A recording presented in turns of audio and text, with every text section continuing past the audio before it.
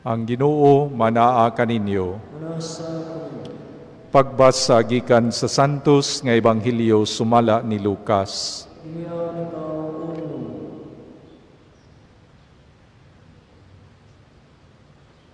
Usa ka higayon ni ana, miduol kaniya ang mga tinun-an.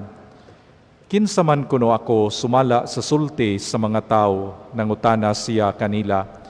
Nag-ingon ang uban nga ikaw mao si Juan nga magbubunyag. Nanubag sila. Nag-ingon usab ang uban nga ikaw mao si Elias. Samtang ang uban pagayod nag-ingon nga ikaw usas sa mga propeta kaniadto nga nabanhaw. O kamo, unsa may inyong ikasulti, kinsa man ako, nangutana siya kanila. Mitubag si Pedro, ikaw mao ang Mesiyas, ang pinadala sa Dios. Apan gipinahan sila ni Jesus nga dili gayud manugilo ni ini kang bisan kinsa.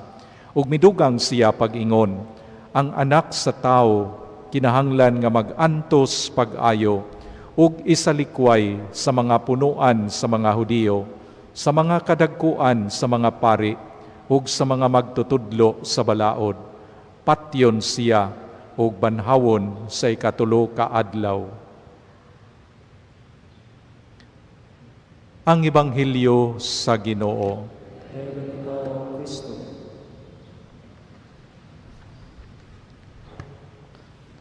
Ang atong nadungog sa Ebanghelyo karon ang mga pulong ni Jesus nga misugod na pagsulti ngadto sa iyang mga tinun-an nga siya ang Mesiyas mag-antos.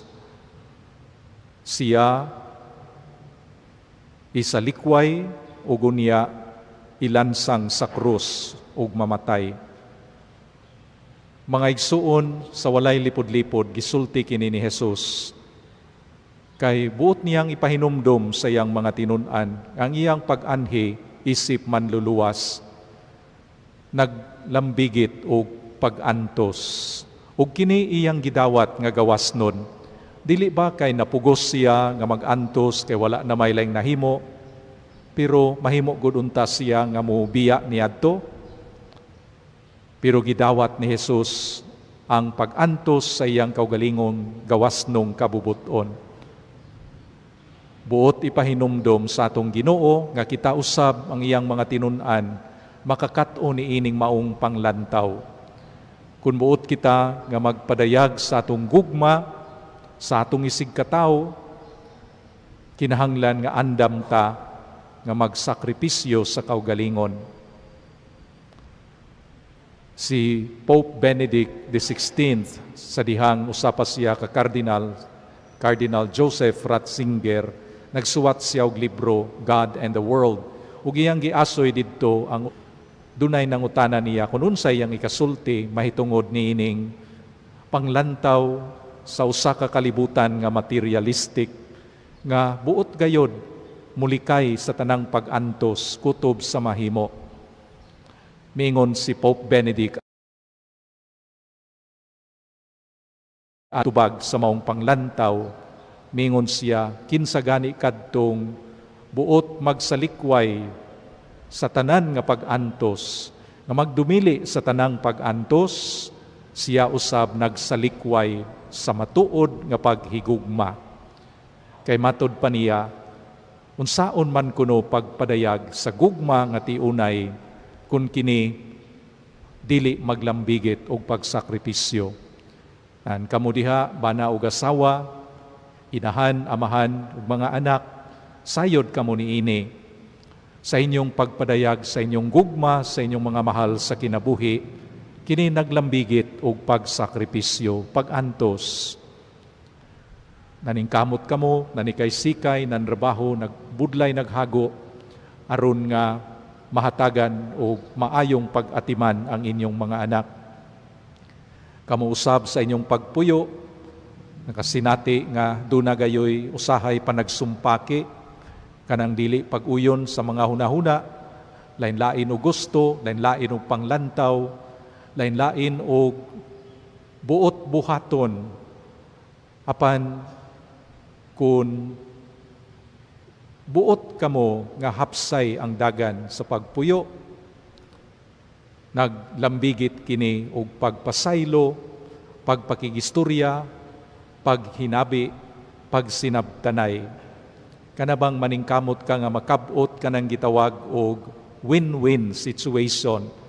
Somehow, dunay panagsabot-sabot, dunay pagsakripisyo sa usa nimo kapanglantaw, sa samang paagi nga imo sang pares, duna po'y pagsakripisyo sa iyapong kaugalingong panglantaw, and somehow you meet in the middle for a win-win situation. You cannot always have your way in everything, and the other person cannot always also have her way in everything. Naa ang pagsabot-sabot kay kini kabahin sa gugma, na ang pagsabot, pagsakripisyo, pagpailob, pagpasaylo, kabahin kini sa pagpadayag sa matuod nga paghigugma. Kung ikaw buot mutabang sa imong isig katawo, unya nasayod ka nga ang pagbuhat sa ingon naglambigit og pagsakripisyo, duna kay kaugalingon nga panginahanglan, pero usahay imo sang postpone ang pagtubag sa imong panginahanglan aron nga ikaw mas makaatiman nining mas dinalian nga panginahanglan sa imong higala. Mao na mga igsuon nga tingali sakto kaayo ang giingon sa Santo Papa Pope Benedict XVI, that if you have to avoid all suffering, if you have to reject all suffering, then you might as well reject love, because there can be no true love without suffering and self-sacrifice. So mao kini ang giingon ni Jesus aron nga maluwa tao, aron mapadayag sa Dios ang iyang matuod nga paghigugma ug pag-atiman sa tao nga nakasala. Kinahanglan nga siya magantos, kinahanglan nga siya magpas-an sa krus o patyon didto sa Kalbaryo. Sa ingon lamang niining paagi, makabot ang kabulahanan o kaluwasan sa tao. Mausab kita mga igsuon, gidapit isip mga tinun-an ni Kristo, pagsubay nining maong dalan sa pag-antos o pagsakripisyo. Wala hinoon magpasabot si Jesus nga muhimo ta niya ng mga sakripisyo nga dala sa sala. Kaya naman sadgoy panahon nga kita nag-antos, pero tinuyuan ang pag-antos, wa gyud unta kinahanglana, pero kay naghimo tag sayop nga mga desisyon, kita nagpakasala o mao nga nag-anita o mga pag-antos nga wa kinahanglana, kana gumikan sa tuang sayop nga mga buluhaton. Mao nga dili ni mao ang gipasabot ni Jesus. Ang iyang gipasabot nga pag-antos nga atong gakson, atong dawaton, atong buhaton sa atong kinabuhi, mao kadtong mga pag-antos nga atong gihimo sa ngalan sa gugma. Tungod kay kita nahigugma, kita naghago, nagbudlay, nagsakripisyo, nagpasaylo, misabot, o uban pa. Manindog ang tanan.